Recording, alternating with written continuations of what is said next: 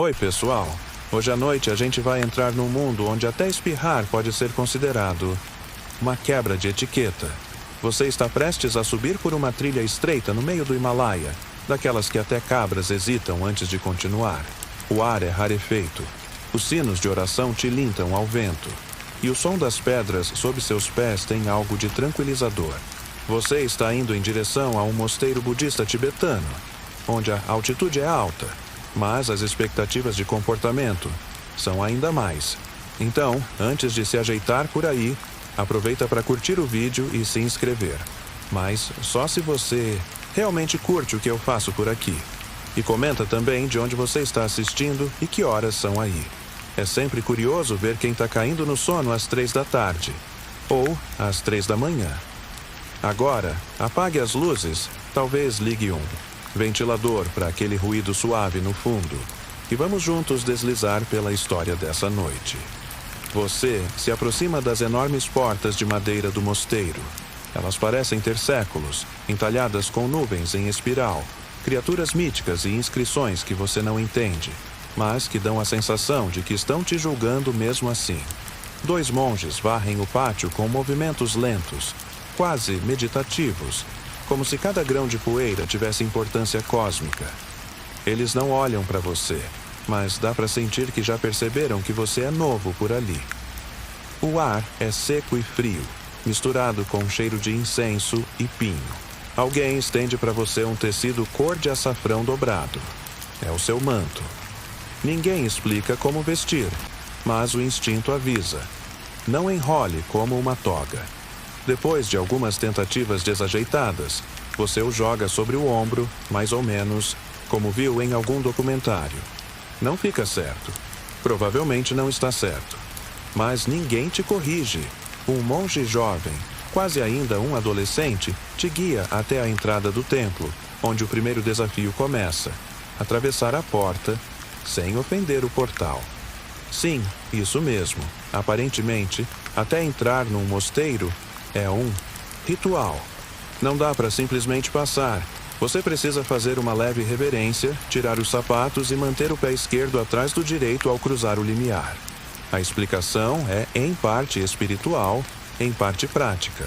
Dizem que os espíritos gostam de se reunir perto das portas, e a tradição afirma que o lado esquerdo do corpo é mais vulnerável à energia caótica. Ou talvez alguém tropeçou assim uma vez, e agora virou lei. Historiadores ainda discutem se esses gestos eram simbólicos desde o início, ou se viraram norma por repetição ritual. As pedras do chão são frias sob os pés, gastas por séculos de passos cuidadosos. O silêncio ali não parece vazio, parece denso, como se até o som precisasse de permissão para circular. Ao fundo, um gongo soa suavemente, como se o mosteiro tivesse soltado um longo suspiro. Você é levado por um corredor decorado com murais riquíssimos, retratando batalhas cósmicas e budas serenos. Em uma das pinturas, uma divindade de pele azul segura uma taça feita de crânio e sorri levemente. Você devolve o sorriso, sem saber se isso foi um erro. Outros iniciantes passam por você. Ninguém corre, ninguém se arrasta, todos se movem. Como se estivessem dentro d'água, mas com propósito. Você tenta imitar o ritmo, mas parece que está em câmera lenta num vídeo de desafio online. Um monge passa, te encara por um segundo e balança a cabeça. Talvez em aprovação. Ou talvez em puro espanto. Logo, você chega a uma plataforma baixa, coberta com tapetes, almofadas e tigelas de oferendas. Convidam você a se ajoelhar, mas não em qualquer lugar. A disposição dos assentos segue uma geometria quase sagrada. Sentar no lugar errado pode aparentemente atrapalhar o fluxo de mérito espiritual. Você finge que já sabia disso. Seus joelhos estalam alto quando você se acomoda. Alguém abre um olho do outro lado da sala, te observa por um segundo e volta. A meditação. Parabéns, você já foi notado. Nesse momento você começa a entender. Aqui, tudo é feito com intenção. Movimento não é só locomoção. É uma forma de oração. Silêncio não é só ausência de som. É uma colaboração ativa com o ambiente.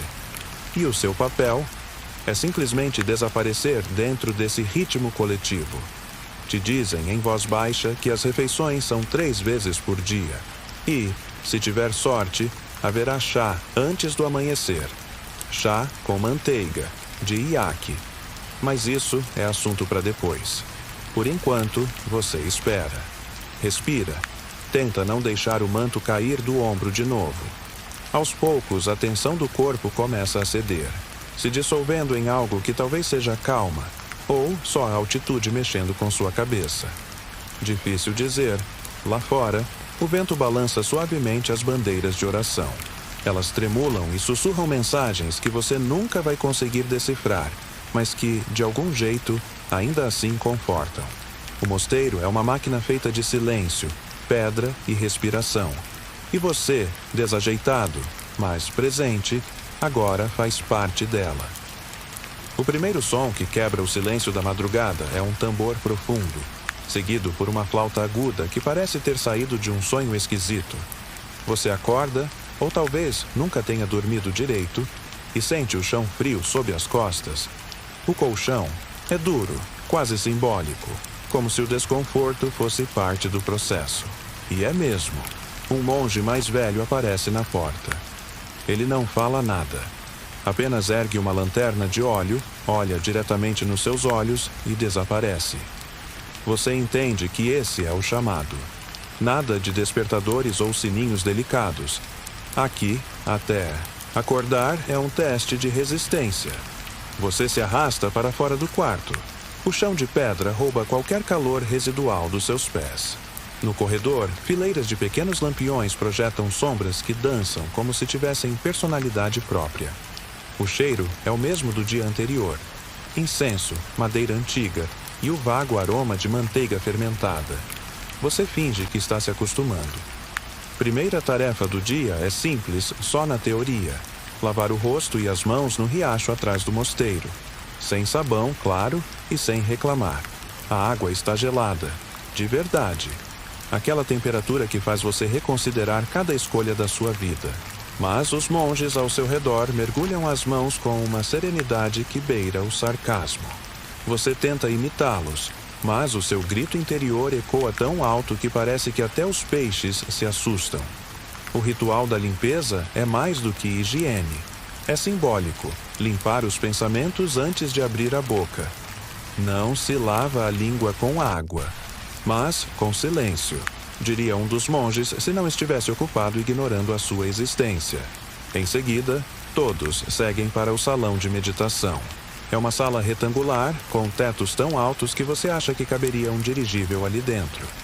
Cada canto está meticulosamente arrumado. No centro, uma fileira de tigelas de metal brilha à luz da aurora. Você se senta no seu lugar, determinado a não atrapalhar o fluxo energético do universo dessa vez. E então, acontece o momento mais aterrorizante do seu dia. O primeiro cântico. Imagine dezenas de vozes masculinas profundas entoando sílabas guturais em uníssono. Agora, imagine que essas vozes vêm de outro plano de existência. Um onde o tempo anda mais devagar. O som não é bonito exatamente. É hipnótico. Algo entre um ronco sincronizado e um coral de ursos monges. Mesmo assim, você sente seu corpo afundar na cadência, como se cada vibração empurrasse o sono para mais longe e trouxesse algo diferente. Aceitação, talvez. A entonação dos mantras segue um padrão milenar.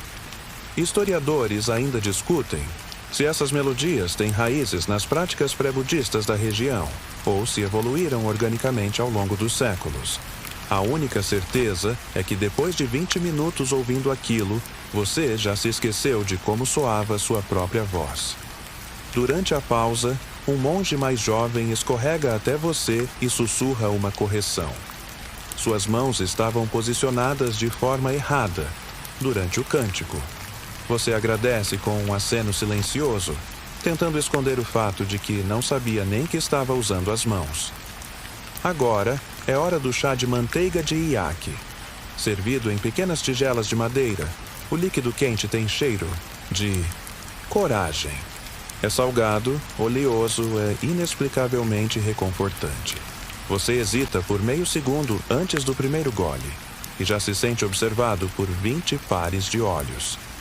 O chá escorrega pela sua garganta como se fosse feito de lã líquida. E por algum milagre você gosta. Ou seu cérebro decidiu que gosta só para evitar o colapso. A etiqueta do chá é estrita. Você segura a tigela com as 2 mãos, faz uma pequena reverência antes e depois de beber e nunca, em hipótese alguma, sorve ruidosamente.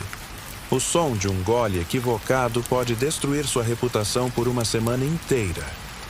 Durante a refeição matinal, o silêncio continua. Todos mastigam devagar. Você também. Mesmo que a textura lembre papel de arroz com papel de parede. A ideia é comer de forma consciente, sentindo cada mordida como se fosse uma revelação. E, curiosamente, você começa a perceber o sabor da cevada tostada no mingau. Ou talvez esteja apenas delirando de fome.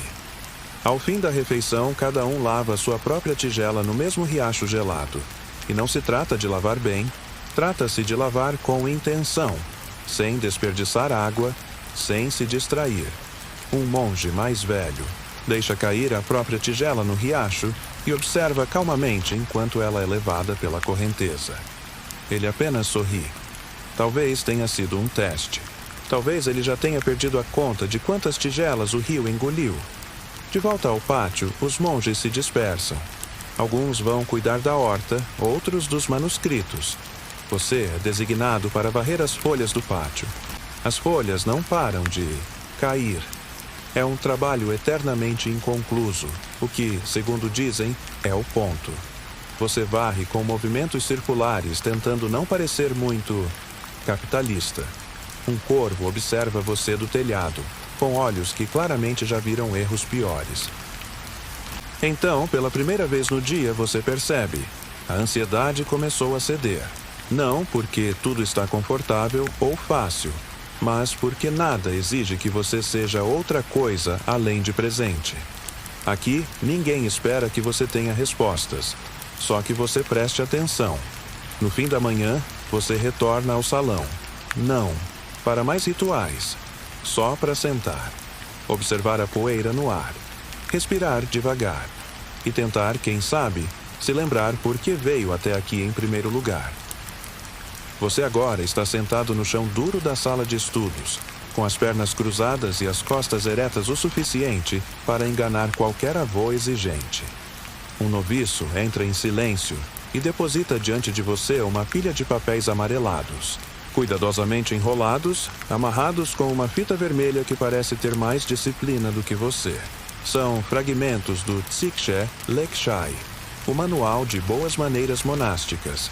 É aqui que a parte teórica começa, porque não basta varrer folhas em silêncio ou beber chá como se estivesse num ritual secreto. Você também precisa entender por que isso importa, ou pelo menos fingir que entende, enquanto seu cérebro luta contra a vontade de cochilar de olhos abertos. A primeira lição do dia: como caminhar com dignidade. Sim, existe um manual para isso. E não, você provavelmente não está fazendo direito. Os textos explicam que cada passo deve ser consciente, silencioso e calculado para não perturbar os outros nem o solo. Caminhar como se flutuasse, mas não levitasse. Um trecho real que você lê 3 vezes tentando decifrar. Conclusão: andar como quem não está com pressa nem se arrastando. Tipo uma tartaruga esclarecida. Logo depois, o foco muda para os gestos com as mãos. Mãos são importantes. Elas dizem mais do que sua boca pode, especialmente porque você mal pode falar. Uma mão repousada sobre a outra no colo comunica calma. Unhas sujas comunicam que você falhou na lição do riacho. E jamais, jamais, aponte o dedo, nem para uma pedra. Curiosamente, o manual dedica quase 2 páginas inteiras ao ato de oferecer algo a alguém. Um monge deve apresentar objetos com as 2 mãos, o olhar suave e um leve gesto de inclinação. Como se estivesse doando não apenas o objeto, mas uma parte da própria serenidade. Você tenta praticar com uma colher de madeira e quase derruba no chão. O monge ao seu lado finge não ver. generosidade passiva-agressiva. Entre uma leitura e outra, o monge instrutor solta pequenos comentários, todos em voz baixa, como se palavras acima de 50 decibéis pudessem rasgar o tecido do espaço-tempo. Ele diz: a compostura externa molda a clareza interna. E você anota, porque soa profundo. Mesmo que sua compostura neste exato momento seja de alguém tentando não espirrar. Há também regras para espirros, aliás. Segundo o manual, deve-se abafar o som com a manga do manto, baixar a cabeça e, se possível, pedir desculpas com os olhos. Você imagina um gráfico: intensidade do espirro versus nível de vergonha monástica. Spoiler: qualquer espirro é vergonhoso. O texto segue para um capítulo mais sutil: como se portar em presença de animais. Isso mesmo? Existem normas específicas para interações com formigas, cães e até iaques. Aparentemente, há uma postura adequada para alimentar um iaque sem parecer autoritário. Você ainda não conhece um pessoalmente, mas tem quase certeza de que eles sabem julgar. Historiadores ainda discutem se esses trechos do manual têm base em tradições locais anteriores ao budismo tibetano, ou se foram adicionados como adaptações espirituais às rotinas agrícolas dos monastérios. Alguns acreditam que a ênfase na interação respeitosa com animais reflete uma cosmologia onde todas as formas de vida têm potencial para o despertar. Outros acham que é só porque ninguém quer lidar com um iaque ofendido. Uma pausa é concedida. Após 2 horas de estudo, você se levanta como um ancião com dor lombar e segue com os outros para o pátio. Lá, o silêncio continua. Mas agora, ele tem gosto de vento fresco e cheiro de pinho. Monges caminham de um lado para o outro praticando. Silêncio ambulante. É uma coreografia não combinada, um balé minimalista em câmera lenta. Você tenta se juntar ao fluxo, mas tropeça no próprio manto. Ninguém ri. O que é pior, de certa forma. De volta à sala, o foco muda para como olhar para alguém. Sim, há regras. O olhar deve ser gentil, mas não invasivo. Durar o suficiente para comunicar presença, mas jamais para parecer acusação. Evita-se olhar diretamente nos olhos de monges mais antigos, a menos que eles iniciem o contato. É quase uma dança ocular com mais tensão do que um jantar em família. Você se pergunta quantos deslizes já cometeu só com o olhar. Provavelmente o suficiente para ser rebaixado a monitor de colher. O instrutor encerra a sessão com uma frase simples: cuidamos do corpo para não ofuscar a mente. Todos fazem uma reverência curta. Você acompanha, ainda digerindo a ideia de que andar, olhar, respirar e espirrar são todos atos morais. Aqui, até o silêncio carrega etiqueta. Na saída, você passa por um mural de regras adicionais, escritas em tibetano e traduzidas com caligrafia caprichada em fichas de madeira. Uma delas chama sua atenção. Sorria com os olhos, não com os dentes. Você tenta. Fica mais esquisito do que esperava. Mas talvez, com prática, você descubra o segredo por trás dessa gentileza contida. Ao se retirar da sala, já sentindo as pernas formigarem de tanto tempo sentado, você percebe que tudo no mosteiro funciona assim. Não porque alguém esteja vigiando você com um apito, mas porque a vigilância está dentro. E, surpreendentemente, isso não é tão opressor quanto parece. É calmante. Como se cada gesto fosse uma âncora, puxando você de volta para o presente. E enquanto observa 2 monges conversando apenas com gestos das mãos, você começa a entender. O manual não é sobre boas maneiras, é sobre desaparecer com graça. A alvorada chega com uma sineta de tom agudo, que dança no ar como se estivesse limpando os últimos vestígios de sonho. Você desperta com um leve susto, sem saber se foi a sineta ou o frio nos dedos dos pés que o puxou de volta à realidade. O chão ainda está gelado e sua coberta fina parece feita de promessas. Mas o dia já começou. E hoje você vai aprender a comer com reverência, com parcimônia e, claro, com regras. Você caminha até o refeitório em fila única como um pinguim disciplinado. Ninguém fala. Todos os passos fazem parte de um ritual. Os pratos são alinhados com a precisão de um engenheiro de foguetes. As tigelas brilham, mesmo sendo de madeira. E cada monge carrega seus próprios utensílios, guardados com o mesmo cuidado que um samurai daria à sua espada. Você se senta de pernas cruzadas diante de uma tigela fumegante. Mingau de cevada. Ou seria cola de batata? Você não tem certeza, mas está faminto demais para discutir. O ritual começa com um leve toque da colher contra a borda da tigela. Um gesto que não é só decorativo. É uma saudação. Um agradecimento silencioso às forças invisíveis que tornaram possível aquela refeição. Do agricultor ao tempo, do cozinheiro ao karma. Só então você pode comer. Em silêncio. Cada colherada deve ser levada à boca com o braço recolhido, o cotovelo rente ao corpo. Nenhum movimento deve interromper o campo visual do colega à frente. Mastigar alto? Crime de guerra. Sair soprando a colher para esfriar a comida? Absolutamente fora de questão. O mingau, queime sua língua com dignidade, por favor. Há uma graça. Recitada mentalmente antes da refeição. Você lê as linhas com atenção.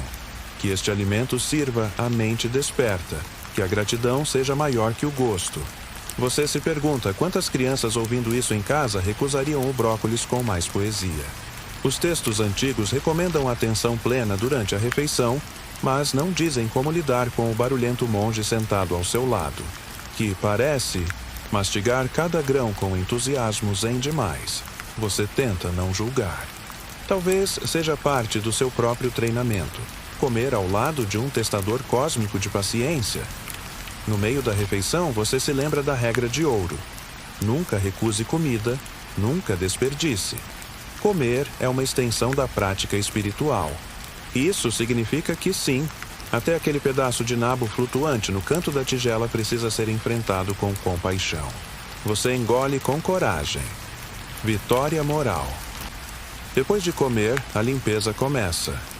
Mas não como você esperaria. Cada monge limpa sua tigela com chá quente. Uma pequena quantidade é derramada, girada com movimentos circulares, e então bebida. Isso mesmo, você bebe o próprio enxágue, uma espécie de digestivo espiritual, como alguém poderia chamar num menu hipster. Mas aqui não tem frescura, tem propósito.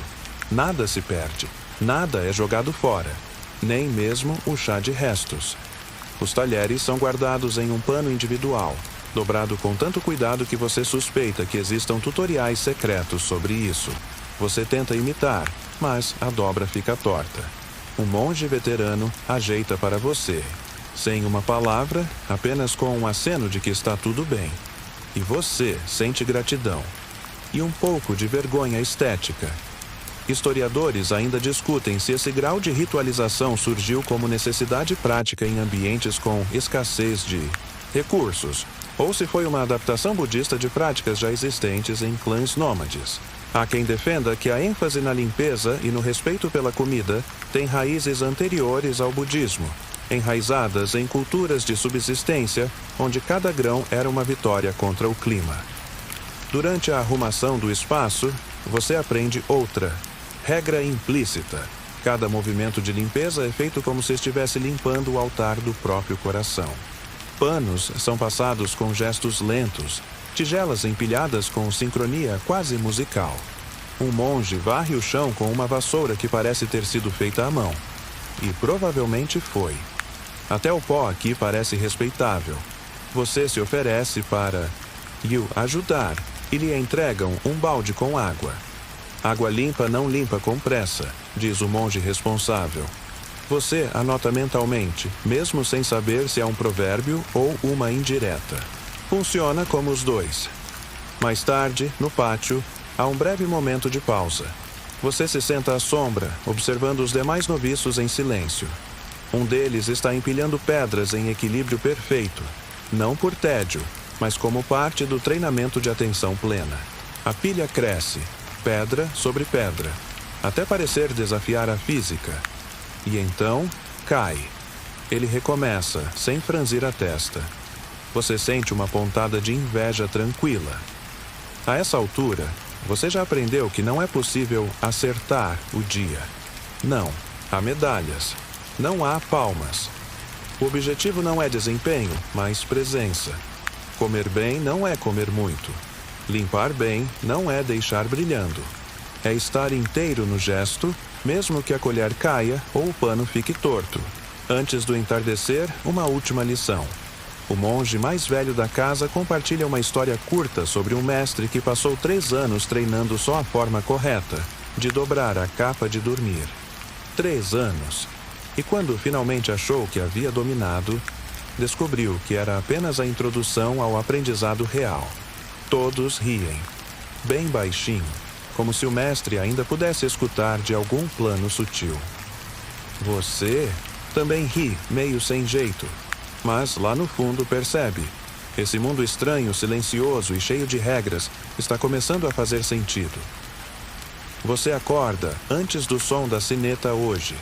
Um progresso silencioso, embora ainda sinta vontade de negociar com o universo por mais 5 minutos de sono. A luz que entra pelas janelas é pálida, tímida, como se estivesse pedindo licença. Lá, fora, o vento canta em redemoinhos, carregando consigo a poeira sagrada dos Himalaias e o cheiro levemente amargo do incenso da manhã. Hoje, o foco do treinamento não é físico, mas comportamental. Você vai aprender a arte esquecida e extremamente específica das posturas sociais monásticas. Em outras palavras, onde colocar as mãos quando estiver de pé, sentado, andando, escutando, respirando, praticamente sempre. Spoiler: você está fazendo tudo errado. A primeira lição começa com o gesto de saudação. Esqueça o aperto de mão, o "e aí, beleza?" ou o aceno tímido com a cabeça. Aqui, tudo começa com o Anjali Mudra, as palmas unidas em frente ao peito, dedos apontados para cima, sem espaço entre as palmas. Não é um namastê turístico, é uma declaração de presença. Estou inteiro aqui, sem celular, e com a coluna reta. Você aprende que o polegar nunca deve ficar para fora. Um polegar visível é sinal de distração, ou pior, vaidade. Há uma história de um noviço que foi deixado 1 semana de castigo limpando pedras por ter cumprimentado com orgulho nos dedos. Você, é claro, passa o dia escondendo o polegar como um segredo sujo. Ao andar pelos corredores, há uma coreografia implícita. O ritmo do passo deve ser igual ao do monge mais lento presente. Você não ultrapassa. Nunca ultrapassa. Aqui, velocidade é sinônimo de arrogância. Caminhar devagar é caminhar com dignidade. A pressa, afinal, é coisa de quem esqueceu o caminho. Você tenta imitar os outros monges. Ombros relaxados, olhos meio baixos, respiração profunda. Mas parece que todo o seu corpo ainda fala em maiúsculas. Um mestre mais velho se aproxima e corrige sua postura apenas com um olhar. Você não entende como ele fez isso, mas sente sua espinha se alinhar sozinha. Enquanto observa os demais em silêncio, nota um padrão: as mãos. Cada monge mantém as mãos em uma posição exata, enquanto anda. A mão direita cobre a esquerda e ambas descansam sobre o ventre. É uma espécie de guarda-chuva invisível para o ego. Manter as mãos soltas é, de acordo com o manual, abrir brechas para as perturbações do mundo. Você, claro, já está com as mãos penduradas como espaguete esquecido. Corrige discretamente. Há também a etiqueta de estar sentado. Você já aprendeu a sentar de pernas cruzadas, mas agora vem o refinamento. Costas retas, queixo levemente inclinado para dentro, olhos semicerrados olhando a um ponto imaginário do chão. Como se você observasse a dança lenta de uma formiga. Sábia, disse um monge. Você ri por dentro, e então vê uma formiga de verdade no chão. Coincidência ou mensagem sutil do universo? Durante os momentos de escuta, como nas leituras dos sutras ou durante uma fala do mestre, há regras invisíveis mas rígidas, Você não pode se coçar, bocejar, mexer no pé ou ajustar a roupa. Mesmo espirrar requer um ritual. 3 toques, leves com os dedos na ponta do nariz antes e depois. Dizem que isso restabelece o fluxo energético e evita a dispersão do chi coletivo. Você só quer não chamar atenção por espirrar como um gato assustado. Historiadores ainda discutem se esse refinamento de etiqueta monástica foi influenciado por códigos cortesãos chineses, ou se reflete uma tentativa consciente dos primeiros mosteiros de se diferenciarem dos eremitas e andarilhos, criando um padrão de civilidade própria. E há até teorias de que alguns gestos foram herdados de tradições ainda mais antigas, ligadas a escolas filosóficas do norte da Índia. Você se lembra de quando sua maior preocupação era não tropeçar na escada do refeitório. Agora está prestando atenção à forma como dobra os joelhos ao se levantar, sem ruídos, sem balançar. Um movimento contínuo, como se o corpo fosse um só músculo obediente. Naturalmente, você quase cai para trás na primeira tentativa. Um noviço. Ao lado, finge não ver. Solidariedade silenciosa. Durante a tarde, há uma sessão de treino com objetos simbólicos. Você recebe um leque. Sim, um leque. Não para refrescar-se, mas para aprender onde colocá-lo ao se curvar, ao falar, ao meditar. Tudo tem posição, tudo tem gesto. O leque se transforma em régua da disciplina. Se cair no chão, como aconteceu com você, é sinal de que o espírito está largado. O mestre recolhe o leque e o devolve com um aceno quase invisível. Tradução. Tente de novo, com menos ansiedade.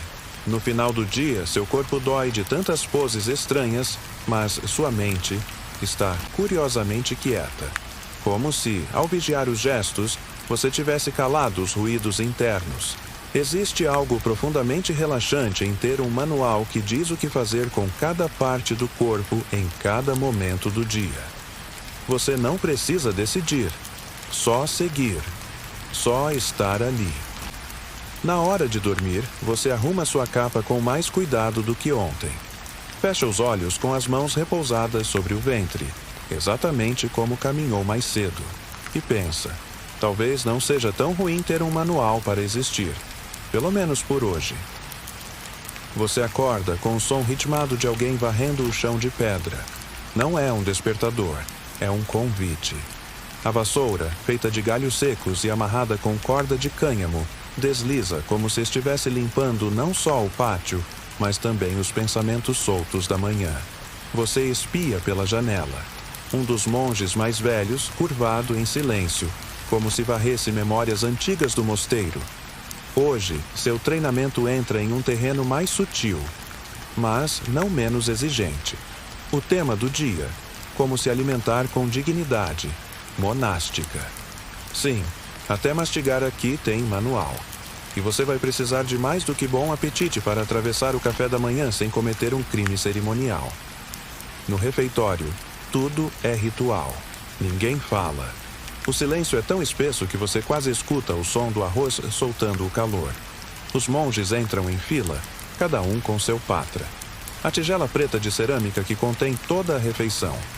Você também carrega a sua, tentando não parecer desajeitado. Spoiler, você parece. O alimento é oferecido por monges designados que servem com gestos lentos e atenção flutuante. Nada é colocado no prato porque sim. Arroz, legumes cozidos, uma pasta de cevada e, às vezes, nos dias de sorte, um caldo de iaque. Hoje é só arroz. Historiadores sugerem que o cardápio repetitivo não é descuido, mas parte de uma pedagogia alimentar. Comer deve ser funcional, não emocional. Uma espécie de mindfulness mastigável.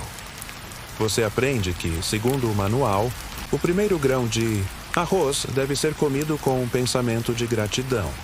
O segundo, com intenção de disciplina. O terceiro, em nome de todos os seres sencientes. E assim por diante. Você chega ao 13º grão tentando lembrar se já pensou no segundo ou pulou direto para o 7º. É um sudoku espiritual. A mastigação também tem suas regras. 32 movimentos por mordida, em referência aos 30, e 2 atributos de um Buda perfeito, dizem. Você não sabia que tinha 32 músculos faciais envolvidos, mas após 10 minutos de arroz, eles estão todos doloridos. Um monge jovem ao seu lado mastiga em câmera lenta, como se tivesse todo o tempo do universo. Provavelmente tem. Há também a etiqueta dos talheres, ou melhor, da ausência deles.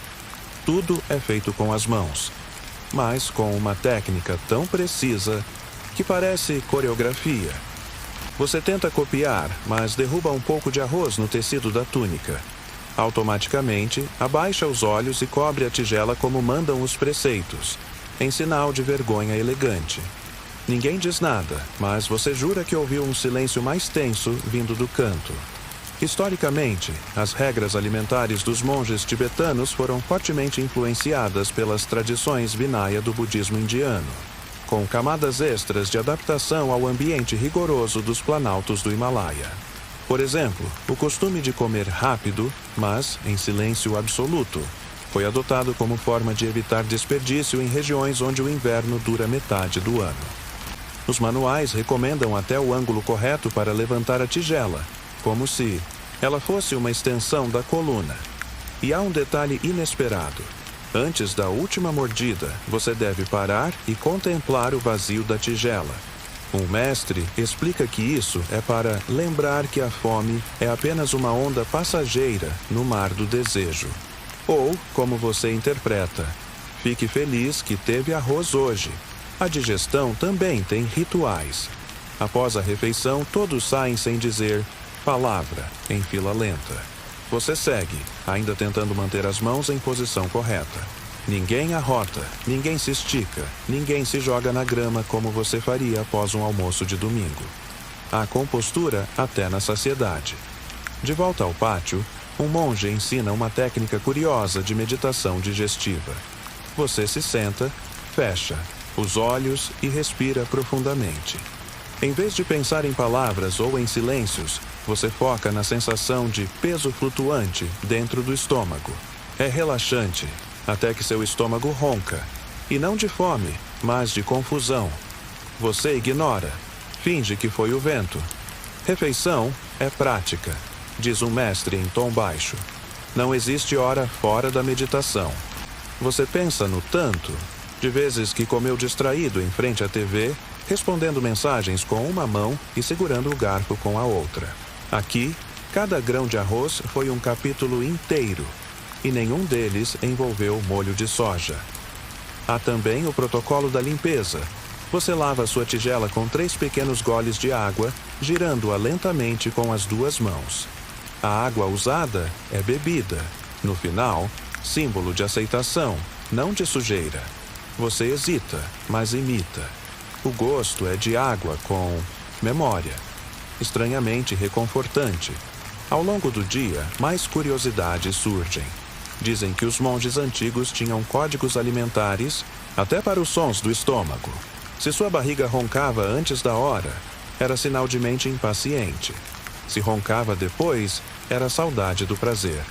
E se não roncava nunca, você provavelmente era um bodhisattva, ou tinha comido em segredo. Você não sabe qual dos 3 seria pior.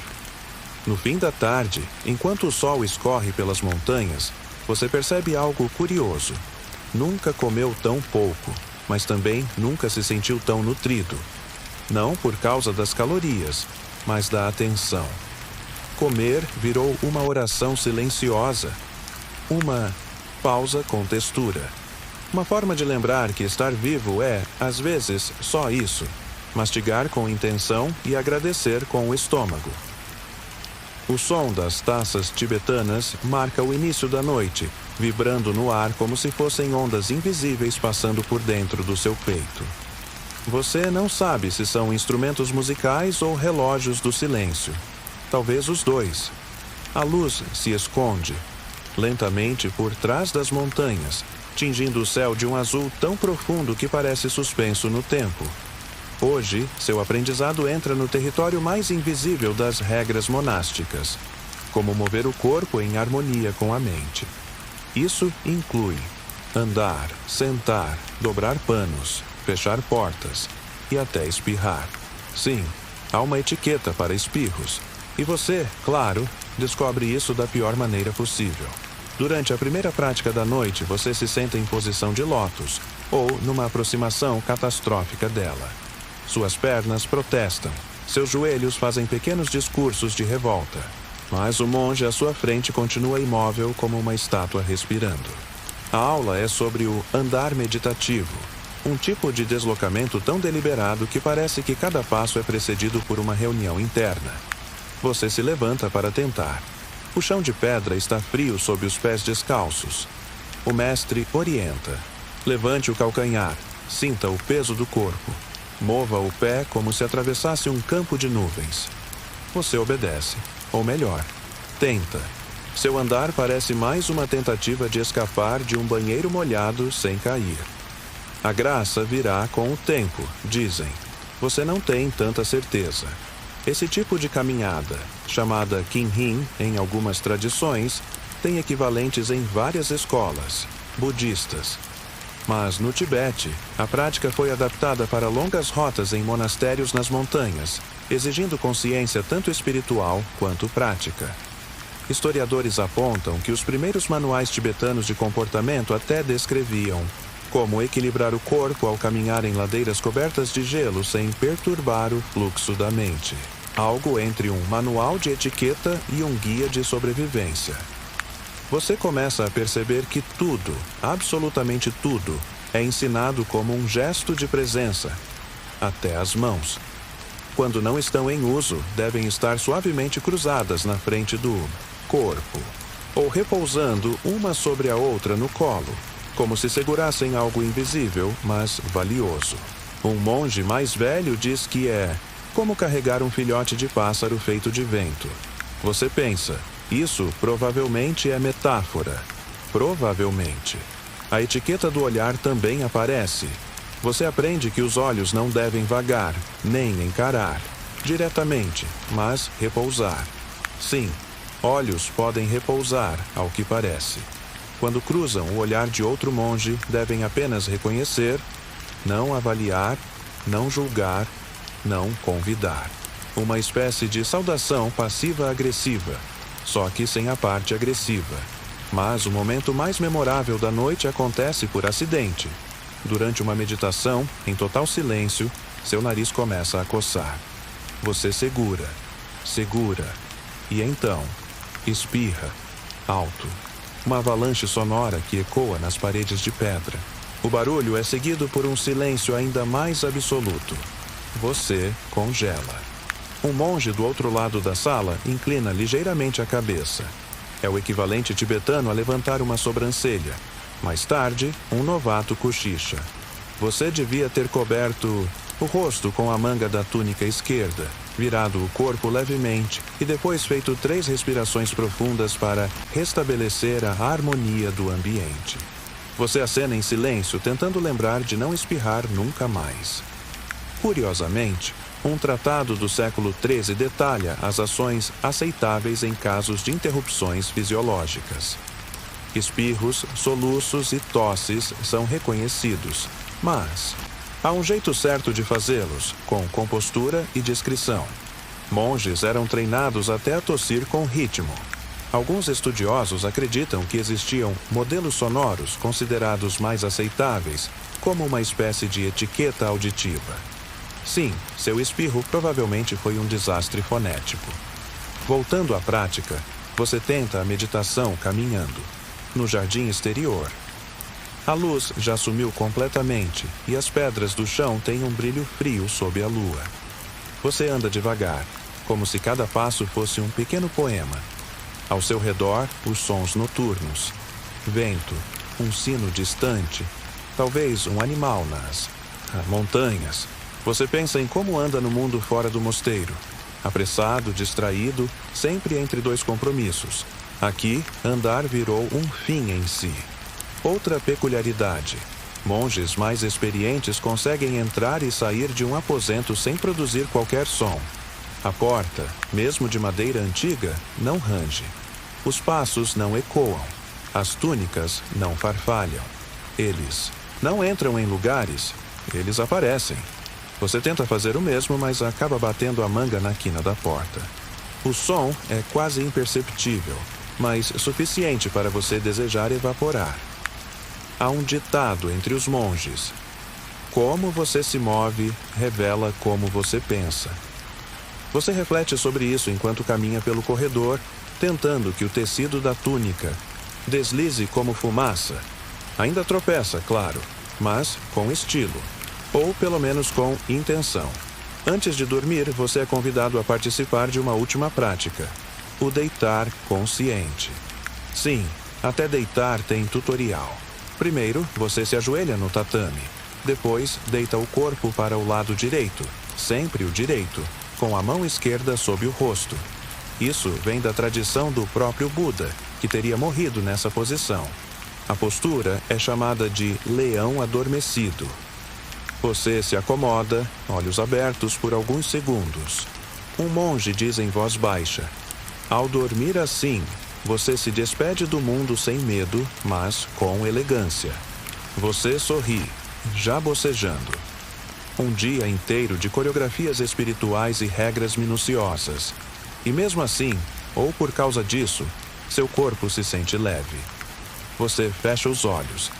Pela primeira vez em muito tempo, você sente que não precisa ir a lugar nenhum, nem mentalmente. Só repousar. Você acorda cedo, com o ar fresco da manhã entrando pela pequena janela do seu quarto no mosteiro. O sol ainda está baixo no horizonte, derramando uma luz dourada e suave que faz as paredes de pedra parecerem aquecidas por dentro. Levantar-se. E é uma cerimônia em si.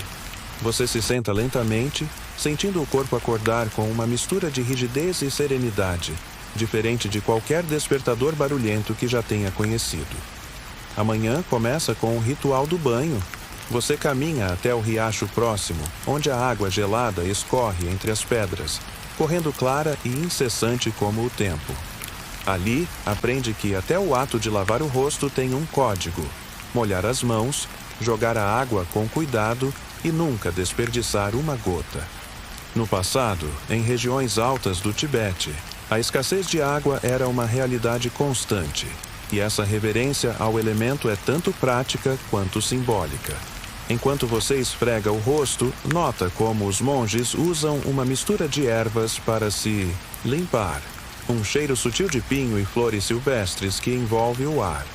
Esse aroma vai se tornando parte do ambiente, uma marca olfativa do cotidiano monástico. Você se lembra de um fato curioso.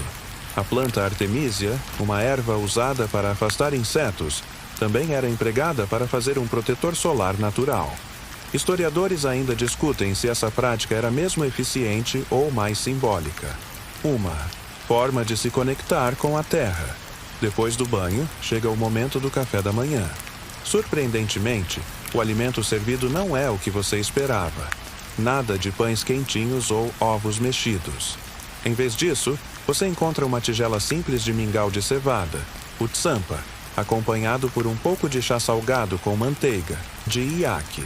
O sabor é estranho no começo, uma mistura salgada que parece contradizer a ideia de conforto matinal, mas com o tempo você entende o efeito caloroso e nutritivo dessa combinação, perfeita para enfrentar o frio das montanhas.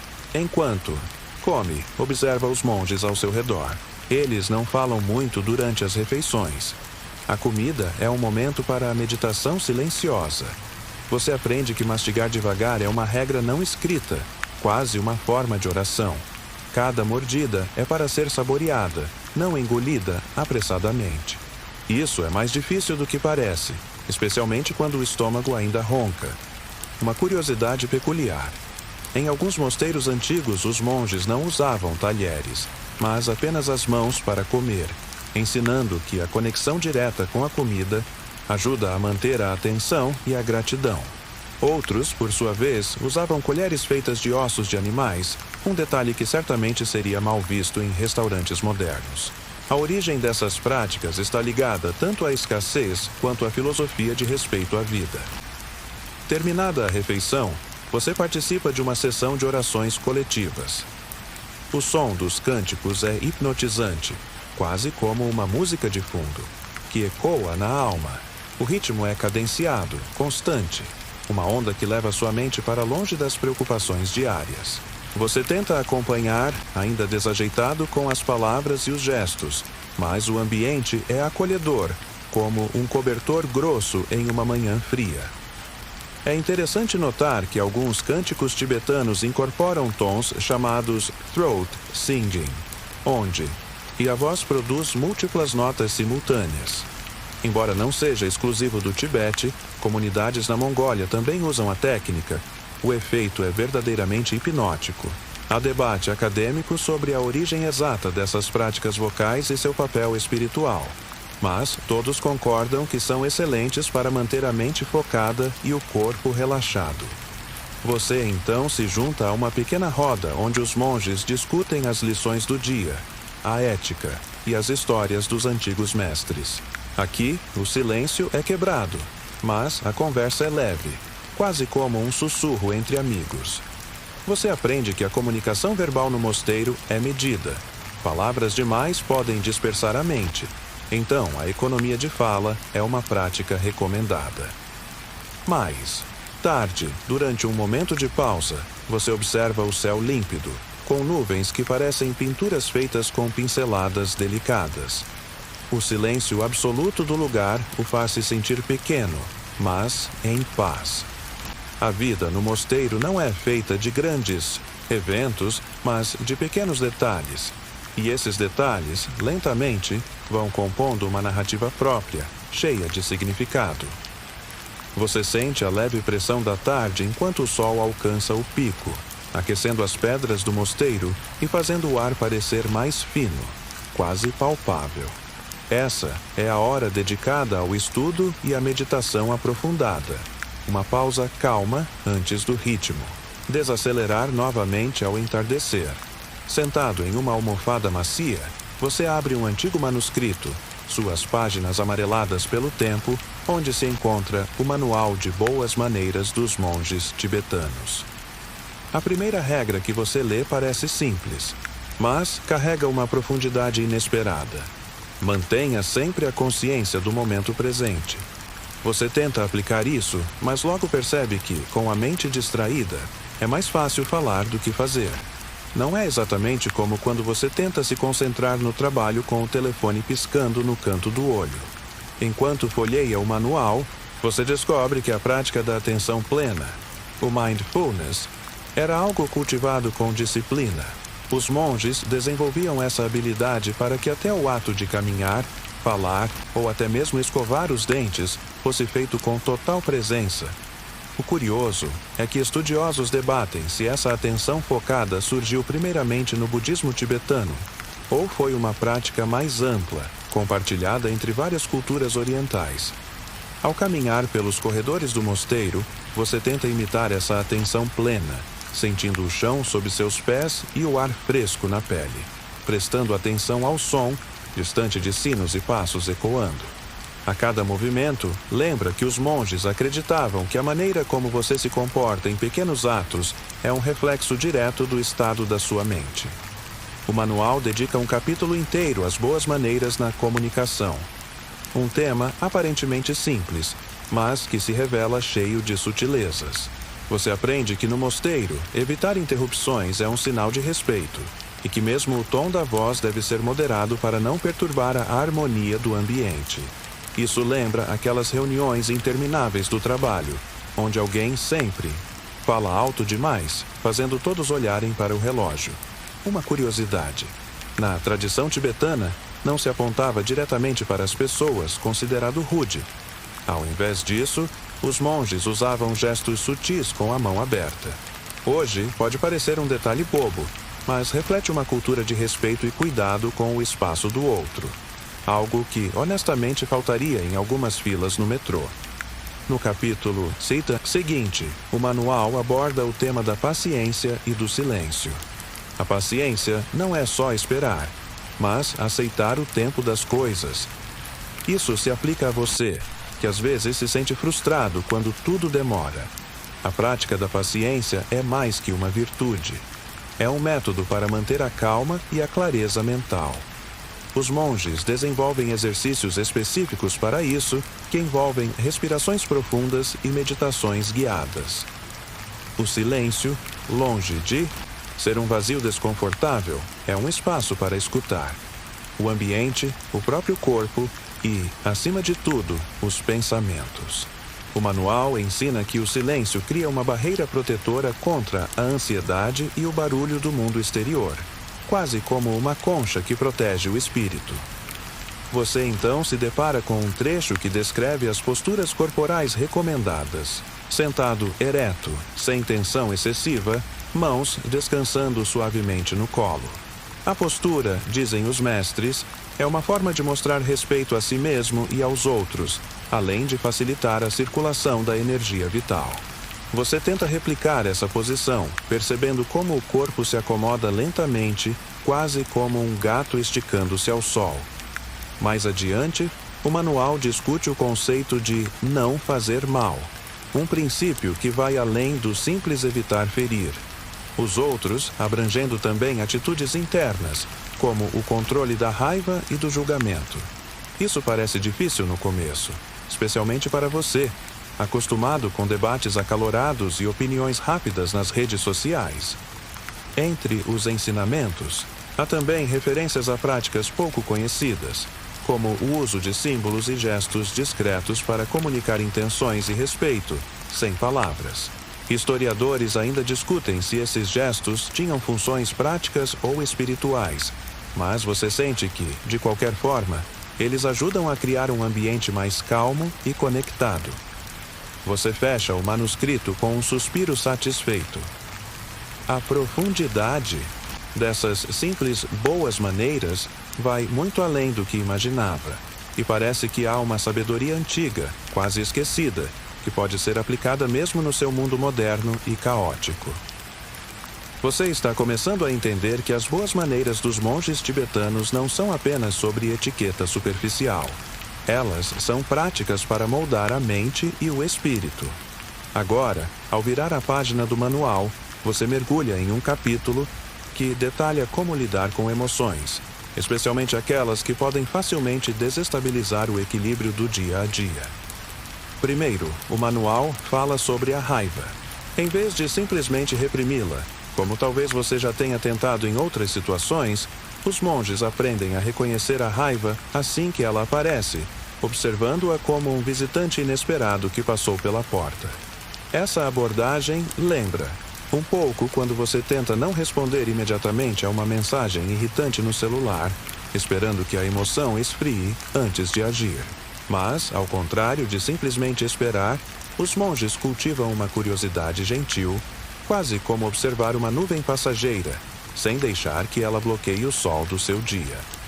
O manual descreve várias técnicas para transformar essa raiva em compaixão, ou simplesmente deixá-la ir, e uma delas envolve repetir mentalmente frases simples que acalmam a mente. Você experimenta uma delas, uma frase curta que significa algo como que você encontre paz. É curioso pensar que algo tão simples pode funcionar como um botão de reset interno. Além da raiva, o manual fala sobre o medo. Você aprende que o medo, para os monges, não é um inimigo, mas um sinal de que a mente está tentando protegê-los de um perigo percebido, real ou imaginário. Por isso, eles treinam o reconhecimento desse sentimento sem julgamento, permitindo que ele se dissipe naturalmente. É parecido com quando você assiste um filme de terror, sente aquele frio na espinha, mas sabe que está seguro no seu sofá. Historiadores ainda discutem se essa abordagem surgiu antes do contato com psicologias ocidentais modernas, mas não importa muito para você. O que vale é que funciona. Um aspecto peculiar é que os monges usam o riso como uma ferramenta para aliviar tensões emocionais. O manual conta histórias de mosteiros onde risadas espontâneas durante meditações são aceitas e até incentivadas. Isso lembra quando você tenta rir de si mesmo para não levar a vida tão a sério. Uma prática que, por mais simples que pareça, pode ser bastante eficaz para manter o equilíbrio mental. Você passa para a seção que explica as regras sobre a interação com visitantes e leigos. A maneira como um monge recebe um estranho é meticulosamente descrita no manual. Desde a forma de cumprimentar, que evita contato físico intenso, até a linguagem corporal suave que evita criar desconforto. Aqui você nota uma semelhança com a etiqueta de hospitalidade que existe em várias culturas asiáticas, onde o respeito pelo espaço pessoal é sagrado. Outra curiosidade: os monges evitam usar joias ou qualquer objeto que possa distrair a mente. Um contraste interessante com a ostentação comum em muitas outras tradições religiosas. Isso reforça a ideia de que o foco deve estar na simplicidade e no interior, não no exterior.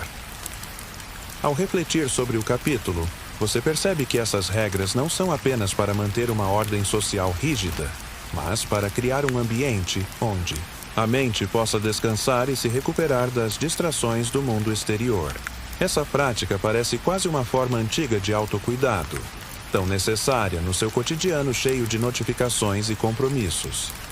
Você fecha o manual por um momento, sentindo o peso do silêncio ao redor e a calma que começa a se instalar. É um lembrete silencioso de que a verdadeira educação não está apenas no conhecimento, mas em cultivar a serenidade. Você retoma a leitura, agora focando na parte do manual que fala sobre o uso da voz e do silêncio. Aqui, o tom muda um pouco, como se você estivesse sendo convidado a ouvir não apenas com os ouvidos, mas com toda a sua atenção serena.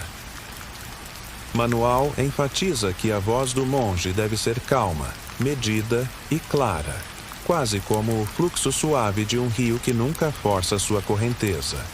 Você imagina o efeito disso durante os longos dias no mosteiro, quando até mesmo uma palavra dita no tom errado pode perturbar a paz geral. Para você, isso é como aquele momento em que está tentando se concentrar em um livro ou numa playlist relaxante e alguém fala alto no outro cômodo. Um contraste incômodo que imediatamente tira você do seu estado de calma. Há uma regra curiosa que diz que é melhor dizer menos e escutar mais. A comunicação não é apenas sobre transmitir informações, mas sobre criar um espaço onde a harmonia possa florescer. Essa é uma lição valiosa que parece tão simples, mas que muitos esquecem no dia a dia apressado e barulhento. Você se pega pensando na quantidade de vezes que, sem querer, falou demais em reuniões ou conversas, apenas para preencher o silêncio desconfortável. Outro ponto interessante do manual é o valor que os monges dão ao silêncio, não apenas como ausência de som, mas como uma presença ativa, um espaço onde a mente pode repousar e crescer. Em muitos momentos, você se lembra de como o silêncio pode ser desconfortável para as pessoas modernas, como se fosse um vazio que precisa ser imediatamente preenchido com música, conversa ou redes sociais.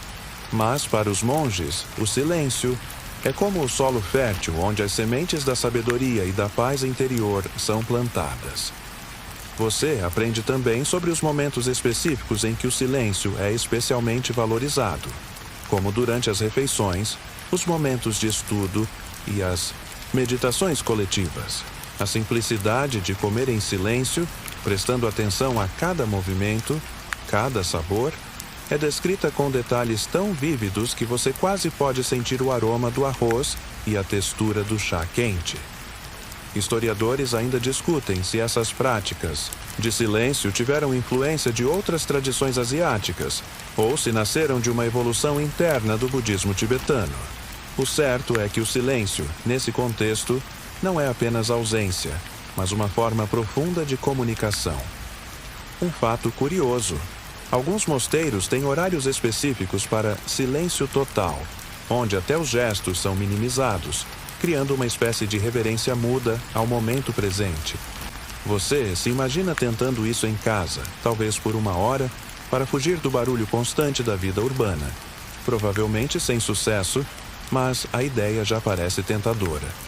O manual também explica como lidar com conversas inevitáveis que podem surgir durante a rotina, aconselhando a manter o tom baixo e a evitar discussões acaloradas.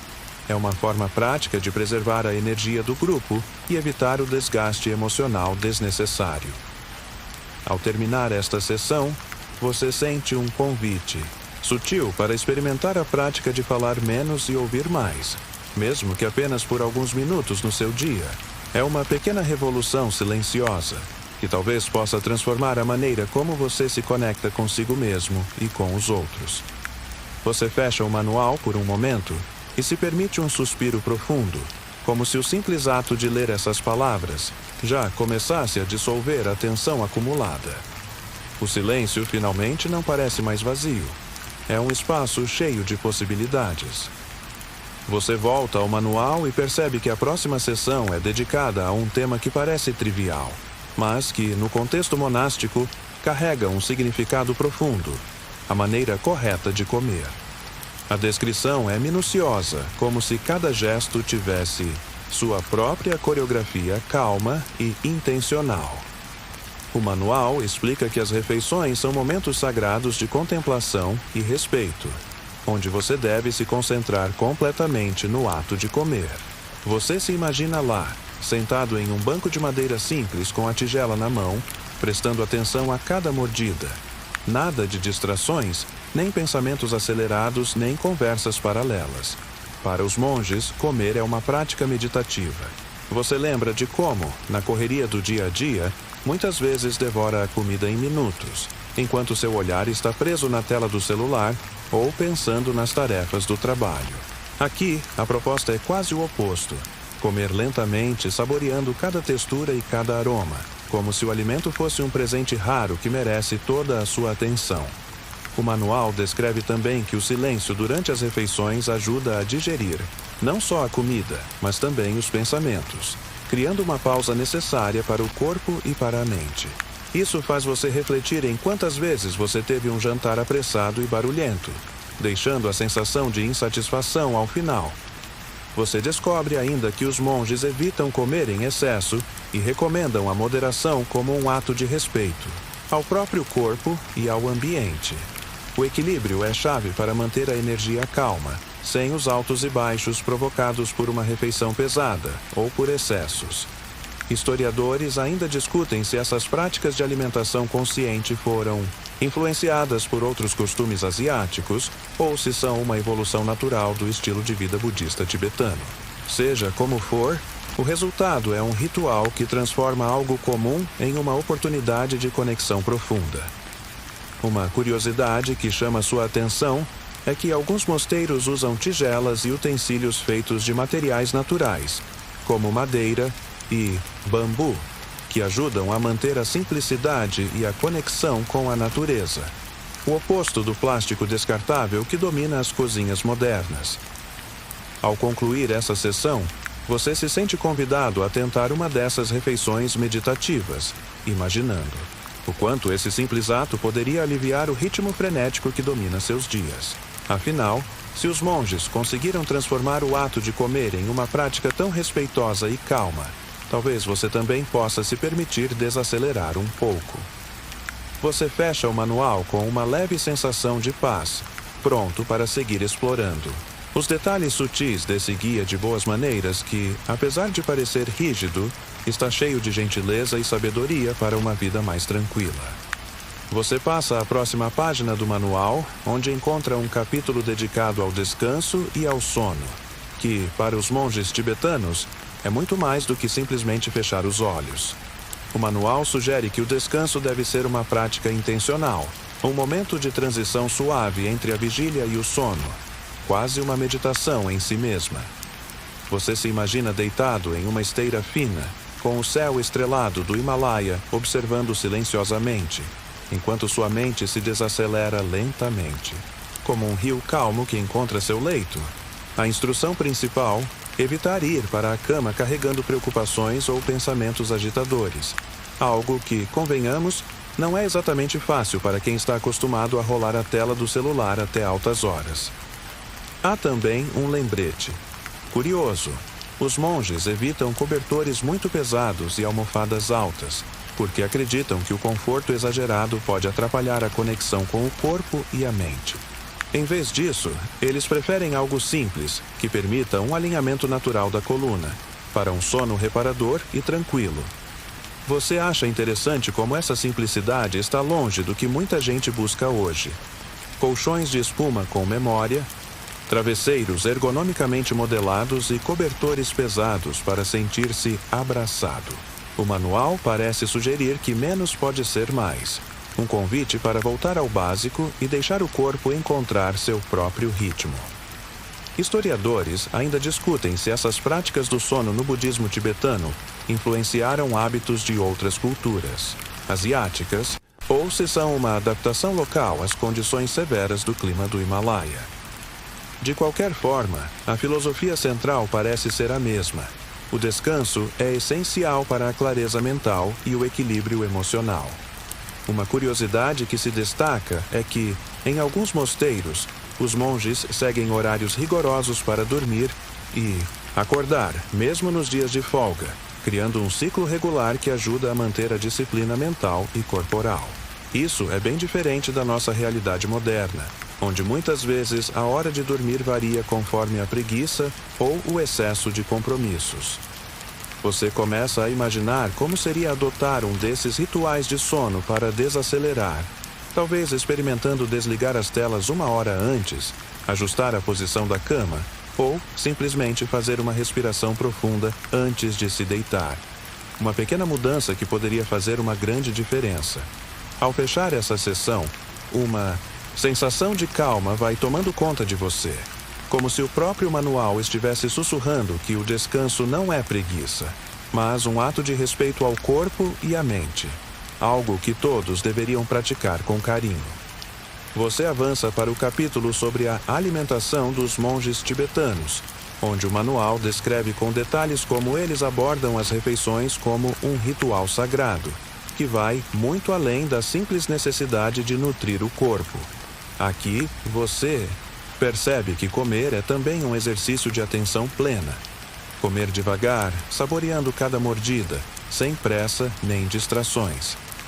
Visualize-se sentado em uma sala simples, talvez com uma janela que deixe entrar a luz suave do entardecer, enquanto come lentamente uma tigela de tizampa, a farinha de cevada tostada, alimento básico que carrega tanto história quanto sabor. O manual recomenda mastigar bem e respirar entre as mordidas, transformando a refeição num momento quase meditativo.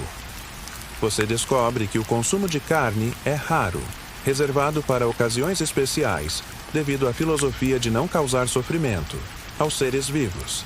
É uma prática que cria um equilíbrio delicado entre respeito à vida e as duras condições do ambiente tibetano, onde a agricultura é limitada.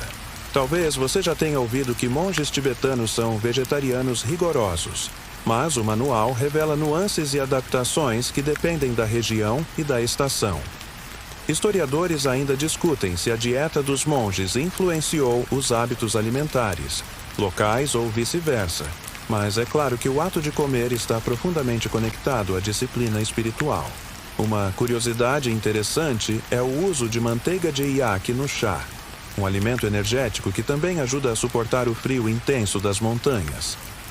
O manual também fala sobre a importância de evitar excessos, não só por razões espirituais, mas também para manter o corpo leve e a mente clara. Isso soa familiar, não é? Talvez mais simples do que as dietas da moda que você já tentou seguir. Nada de carboidratos contados ou calorias obsessivas, só moderação e atenção ao que você realmente precisa. Você pensa em como seria incorporar esses princípios no seu dia a dia. Talvez comer com menos pressa, prestar atenção ao sabor, ao cheiro e à textura, em vez de devorar uma refeição enquanto assiste a algo na tela. A ideia de transformar algo tão comum quanto a alimentação em um momento de pausa e presença soa quase revolucionária.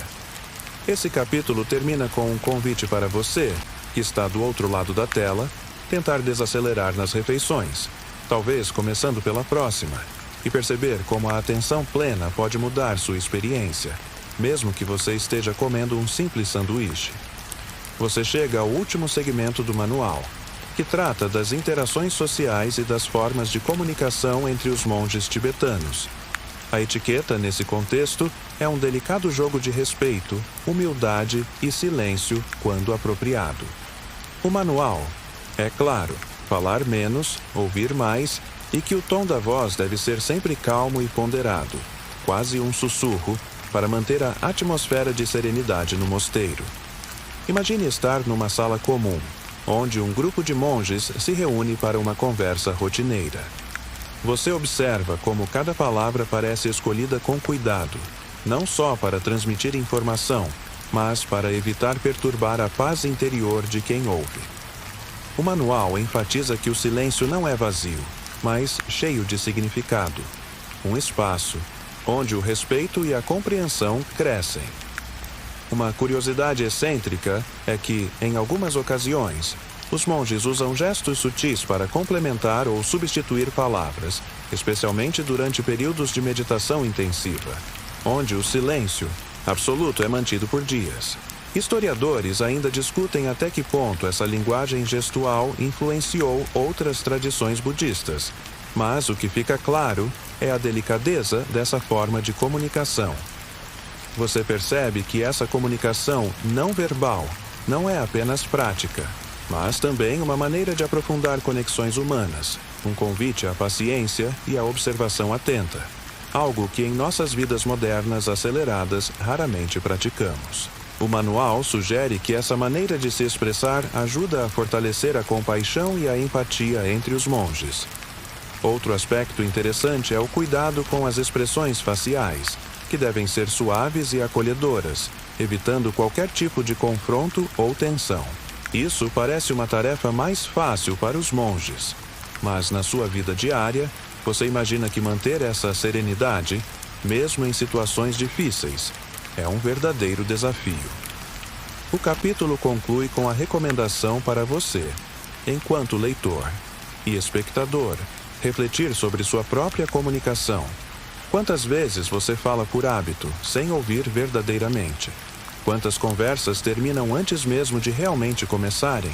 O manual convida você a experimentar o silêncio consciente, como uma forma de descanso para a mente e alimento para o espírito. Assim, você fecha o manual sentindo-se um pouco mais leve, como se tivesse aprendido uma linguagem antiga, mas, surpreendentemente atual, uma forma de viver que harmoniza o corpo, a mente e o convívio social de uma maneira simples, porém profunda. Hey, agora que terminamos essa jornada pelo Manual de Boas Maneiras dos Monges Tibetanos, vamos desacelerar um pouco. Respire fundo.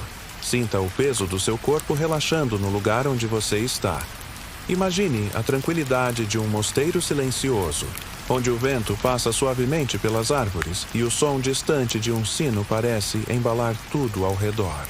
Permita que essa calma se espalhe por você, preenchendo cada espaço de tensão com uma sensação de paz serena. Não há pressa, não há demandas.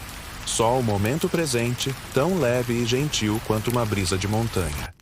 Que esse silêncio acolhedor o acompanhe até o sono, envolvendo-o como um cobertor quente e confortável.